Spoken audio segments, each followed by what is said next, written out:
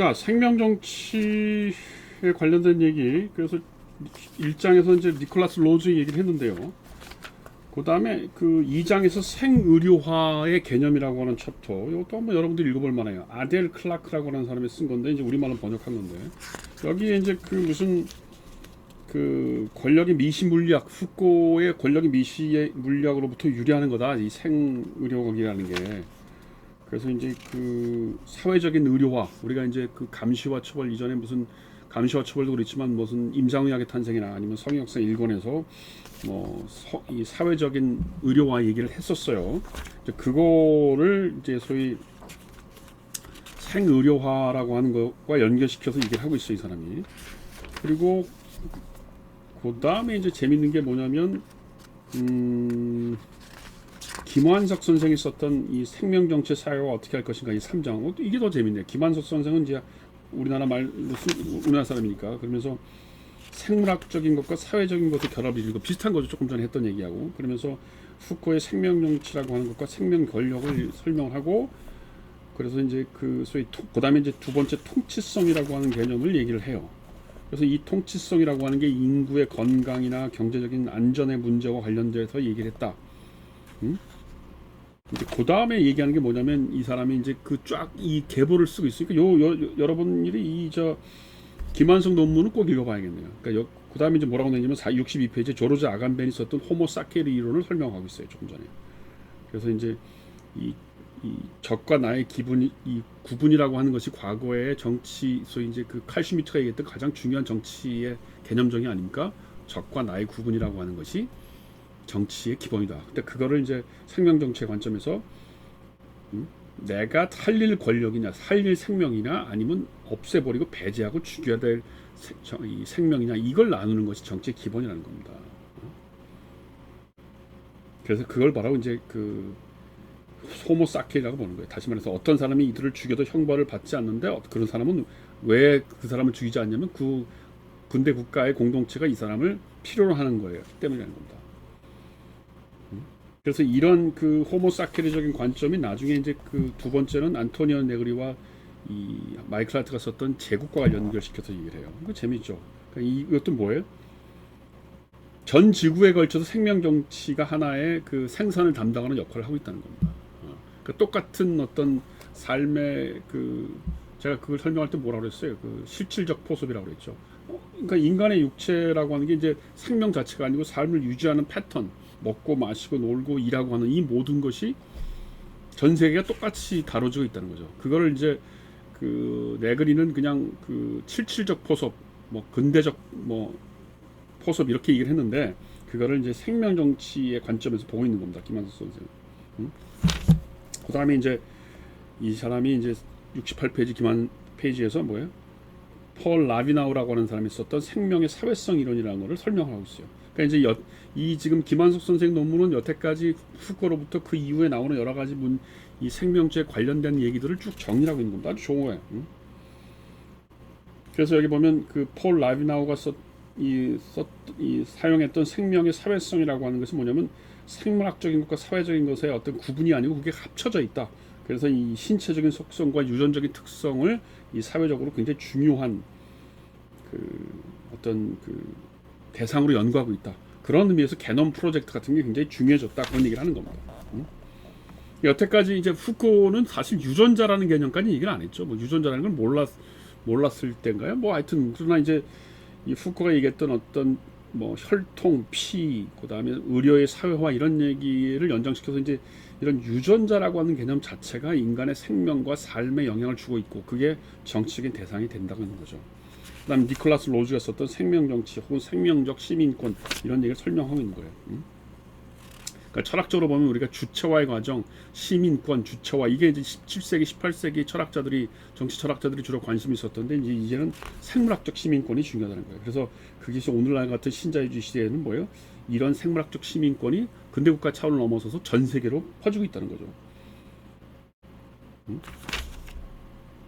그 다음에 이제 생명자본이라는 말도 써요. 이 생명자본이라는 말은 이 책인데 이제 생명자본이라는 책은 이 책인데 이 김한석 선생 72페이지에 보면 나오는 거예요. 이건 뭐예요? 생명공학의 기술과 의료, 이 자본주의가 만나서 돈도 벌고 어떤 생산과 소비의 네트워크를 만들면서 인간을 만들어내고 있다는 거죠. 그러니까 예를 들면 73페이지 이런 말을 하고 있어요. 이 생명자본이라는 책은 순데르 라잔이라고 하는 인도 출신 작가가 쓴 건데, 이 책은 미국과 인도에서의 다양한 현장 연구와 관찰, 그리고 과학자, 의사, 기업가, 정부 관료와의 인터뷰에 바탕을 두고 있다. 그 책은 세밀한 민족주의 연구와 포괄적인 이론적 성찰을 결합시키고 있다.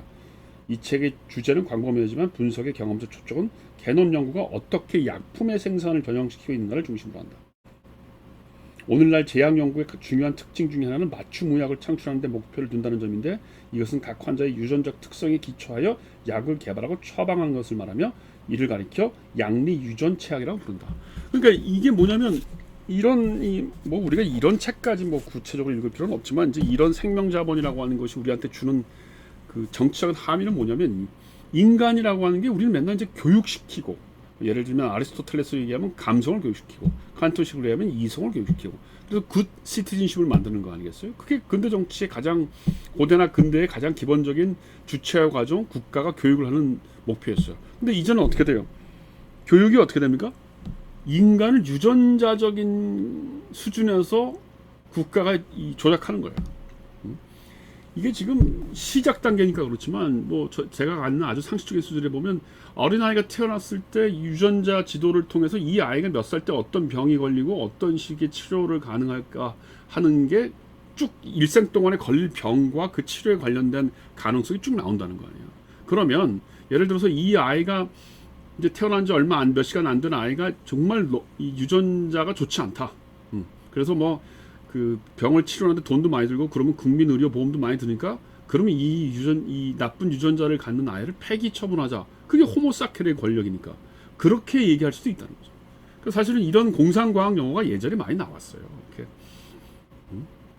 불필요한 뭐 그러니까 전응한 유전자를 갖는 인간을 이렇게 추방시키거나 죽이는, 그게 이제 예전에 SF 영화에서 뭐 많이 보였는데, 그게 지금 실제로 그런 일들이 벌어지고 있다는 거예요. 그러니까 사실 개놈 지도라고 하는 것이 그런 걸 얘기하는 거죠. 맞춤 의학에 어떤 인간한테 맞추도록 하는 거죠.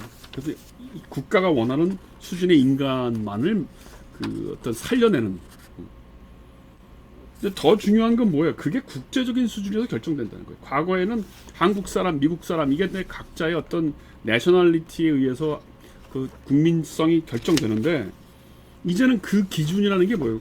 개놈 지도라는 게 다 풀렸잖아요. 인터넷 있으면, 뭐 저는 안 봤지만 인터넷 뒤지면 다 나온다는 거 아니에요. 그 얘기는 뭐예요?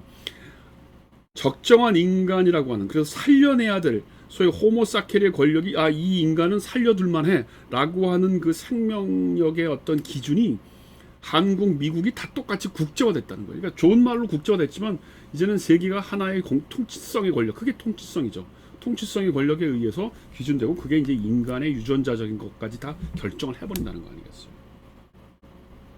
그래서 여기 296페이지에 보면 이게 이제 무슨 얘기가 나오냐면, 여기 보면 이 하대청이라는 사람이 쓴 광우병 위험과 지구적 생명 정치라는 논문인데, 이것도 여러분들 꼭 한번 봐야 될 것 같아요. 이게 이제 국제 정치와 안보라고 하는 것과 연결된.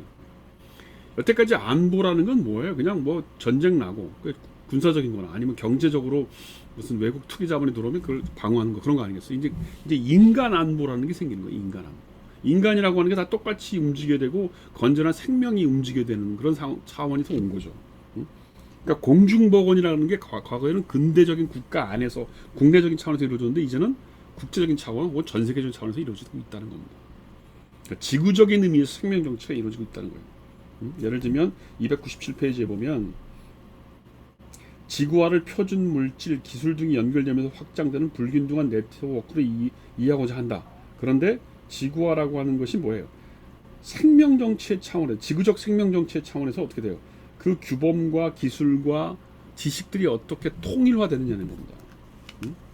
여태까지 우리는 세계화, 지구화 그러면 자본의 이동이나 노동력의 이동만을 얘기했는데, 이제는 생명과 관련된 지식과 규범, 기준, 이런 것들이 이제 이루어지고 있다는 거예요. 그 대표적인 게 뭐냐면, 그 국제 수역 사무국 오피스 인터내셔널 데 에피조니트, 이게 뭐예요? 월드 애니멀 헬스 오가나이제이션, 이게 파리에 있는 사무실인데, 이게 뭐냐면 예를 들면 이제 대표적인 광우병 사태로 이 기구가 우리나라에도 유명해졌는데 미국의 소가 우리나라에 수입됐을 때 그 소가 광우병의 위험이 있느냐 없느냐를 결정하는 그 기관이 바로 이 국제수역사무국이라는 겁니다. 파리에 있는 거예요. 이걸 OI라고 하는데 이 OI에서 사람들이 이제 모여서 어떤 국제적인 인간, 소위 국제적인 수준의 인간의 건강을 얘기하는 거죠. 끊고 갑시다. 예.